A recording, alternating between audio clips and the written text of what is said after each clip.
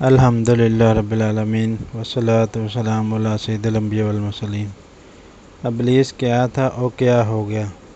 ابلیس، جس کو شیطان کہا جاتا ہے، یہ فرشتہ نہیں بلکہ جن تھا جو آگ سے پیدا ہوا تھا، لیکن یہ فرشتوں کے ساتھ ساتھ ملا جلا رہتا تھا اور دربار خداوندی میں بہت مقرب اور بڑے بڑے بلند درجات و مراتب سے سرفراز تھا۔ حضرت کعب احبار رضی اللہ تعالیٰ عنہ کا بیان ہے کہ ابلیس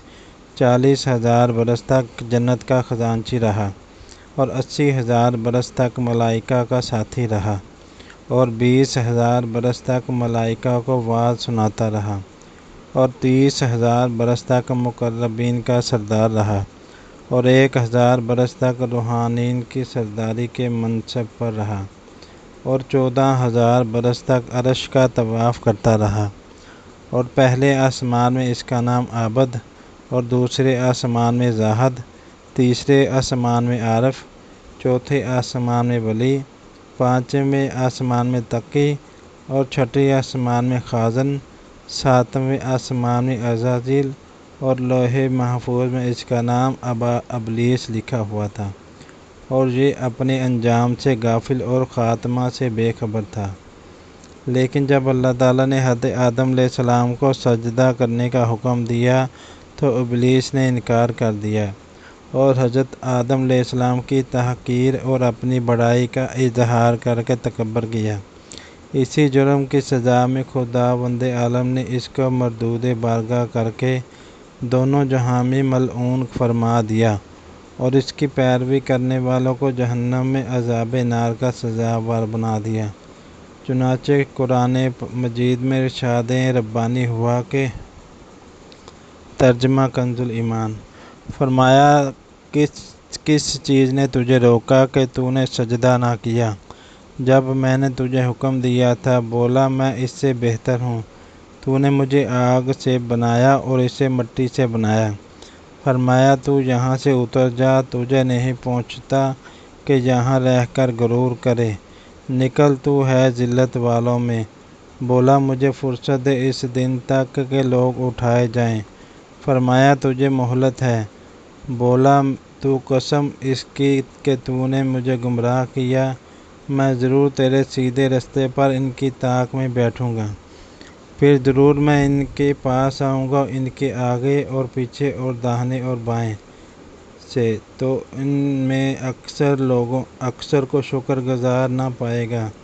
فرمایا، یہاں سے نکل جا، رد کیا گیا، راندہ ہوا، ضرور ان میں سے تیرے کہے پر چلا تو میں سب سے جہنم بھر دوں گا۔ درس ہدایت۔ قرآن مجید کے اس عجیب واقعہ میں عبرتوں اور نصیحتوں کی بڑی بڑی درخشندہ اور تابندہ تجلیات ہیں۔ اسی لیے اس واقعہ کو خداوند قدوس نے مختلف الفاظ میں متعدد طرز بیان کے ساتھ قرآن مجید کے 7 مقامات میں بیان فرمایا، یعنی سورہ بقرہ، سورہ اعراف، سورہ حجر، سورہ بنی اسرائیل، سورہ کہف، سورہ طٰہٰ، سورہ صاد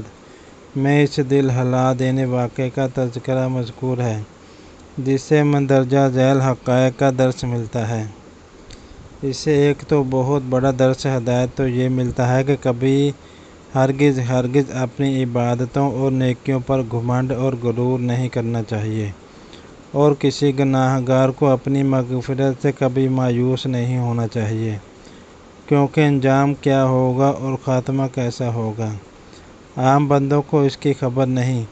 اور نجات و فلاح کا دار و مدار در حقیقت خاتمہ بالخیر پر ہی ہے۔ بڑے سے بڑا عبد اگر اس کا خاتمہ بالخیر نہ ہوا تو وہ جہنمی ہوگا، اور اس سے بڑے گناہگار اگر اس کا خاتمہ بالخیر ہوا گیا تو وہ جنتی ہوگا۔ دیکھ لو ابلیس کتنا بڑا عبادت گزار اور کس قدر مقرب بارگاہ تھا، اور کیسے کیسے مراتب و درجات کے شرف سے سرفراز تھا، مگر انجام کیا ہوا کہ اس کی ساری عبادتیں غارت و عقارت ہو گئیں اور وہ دونوں جہاں میں ملعون ہو کر عذاب جہنم کا حقدار بن گیا۔ کیوں اس کو اپنی عبادتوں اور بلندی درجات پر غرور اور تکبر ہو گیا، مگر وہ اپنے انجام اور خاتمہ سے بالکل بے خبر تھا۔ حدیث شریف میں ہے کہ ایک بندہ اہل جہنم کے اعمال کرتا رہتا ہے حالانکہ وہ جنتی ہوتا ہے، اور ایک بندہ اہل جنت کے عمل کرتا رہتا ہے حالانکہ وہ جہنمی ہوتا ہے، یعنی عمل کا اعتبار خاتموں پر ہے۔ خداوند کریم ہر مسلمان کو خاتمہ بالخیر کی سعادت نصیب فرمائے اور برے انجام اور برے خاتمے سے محفوظ رکھے، آمین۔ اس سے یہ بھی معلوم ہوا کہ عالم ہو یا جاہل، متقی ہو یا گناہ گار،